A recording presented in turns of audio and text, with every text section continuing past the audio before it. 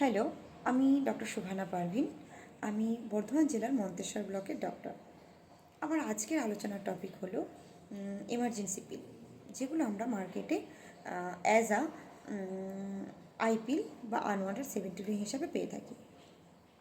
পেশেন্টের প্রশ্ন থাকে এই মেডিসিনগুলো বা এই পিলগুলো কখন নেব, এর সাইড এফেক্ট কী আছে, খুব বেশি ব্যবহার করলে আমাদের শরীরে কী কী ক্ষতি হতে পারে। আইপিল বা আনওয়ান্টেড 72 কোনো রকম আনপ্রোটেক্টেড ইন্টারকোর্স বা কোনো রকম প্রোটেকশান ছাড়া হাজব্যান্ডের সাথে মিলিত হলে সেখানে যদি কোনো রকম প্রেগনেন্সি বা বাচ্চা নেওয়ার কোনো রকম পরিকল্পনা না থাকে, তাহলে এই পিলটা অ্যাজ আ এমার্জেন্সি আমরা ব্যবহার করতে পারি। এই পিলটা আনপ্রোটেক্টেড ইন্টারকোর্স বা কোনো রকম প্রোটেকশান ছাড়া মিলিত হওয়ার 72 আওয়ার্স বা 72 ঘন্টার মধ্যে আমরা এই ওষুধটা নিলে খুব ভালো রেজাল্ট পাওয়া যায়। কিন্তু যত তাড়াতাড়ি সম্ভব তত তাড়াতাড়ি নিয়ে নেওয়াটাই ভালো, তাহলে খুব ভালো রেজাল্ট পাওয়া যায়। তবে 72 ঘন্টার পরে যদি এই পিলটা নেওয়া হয় তাহলে কিন্তু কোনো রকম কার্যকরী হয় না। সাইড এফেক্ট কী কী? সাইড এফেক্ট হচ্ছে এই পিলটা নেওয়ার 7 থেকে 10 দিনের মধ্যে একটা উইথড্রয়াল ব্লিডিং হয়, স্পটি অল্প অল্প ব্লিডিং হয়। পেশেন্ট মনে করে যে এটা একটা পিরিয়ড হচ্ছে। তারপর তাদের যে রেগুলার যে মেনস্ট্রুয়েশন ডেটটা, সেই মেনস্ট্রুয়েশন ডেটেও কিন্তু আবার ব্লিডিং হয়। তো পেশেন্ট মনে করে যে তাদের মাসে 2বার করে পিরিয়ড হচ্ছে। পেশেন্ট আমার কাছে আসে এবং প্রশ্ন করে যে এরকম 2বার কেন ব্লিডিং হচ্ছে।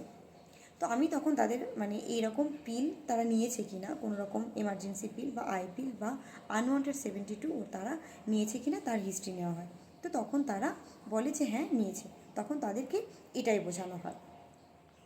এছাড়াও বমি বমি ভাব, বমি হওয়া, মাথা ঘোরা, মাথা ঝিমঝিম করা বা ডায়রিয়াও কিছু পেশেন্টের হয়ে থাকে। এই পিলটা যদি মাসে 3 থেকে 4 বার বা তারও বেশি নেওয়া হয়, তাহলে কিন্তু এই যে রেগুলার যে মেনস্ট্রুয়েশনটা সেটার কিন্তু ইরেগুলার হয়ে যাওয়ার সম্ভাবনা অনেক বেশি থাকে। এছাড়াও ফিউচারে কী হয়, প্রেগনেন্সিতে অনেক কমপ্লিকেশান দেখা যায়, প্রেগনেন্সি হতে চায় না বা হতে লেট হয়। আর যদি এই পিলটা নেওয়ার 7 থেকে 10 দিনের মধ্যে কোনো রকম উইথড্রয়াল ব্লিডিং না হয়ে থাকে, তাহলে কিন্তু অবশ্যই ডাক্তারের কাছে গিয়ে ডাক্তারের পরামর্শ নিয়ে কিন্তু সেরকম ট্রিটমেন্ট করা উচিত। এই পিলটার সুরক্ষা রেট কত?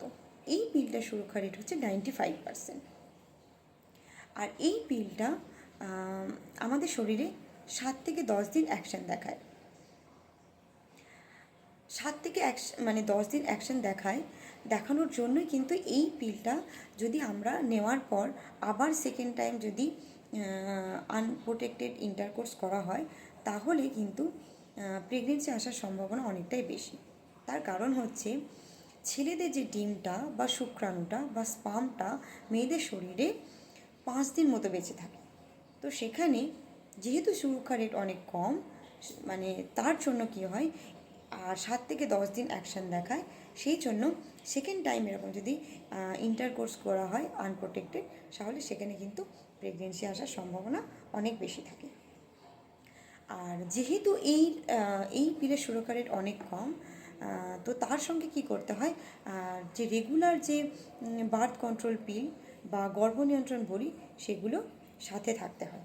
আর এই পিলটা কিন্তু অ্যাজ আ এমার্জেন্সি ব্যবহার করতে হয়, খুব বেশি কিন্তু এটা ব্যবহার করা যায় না।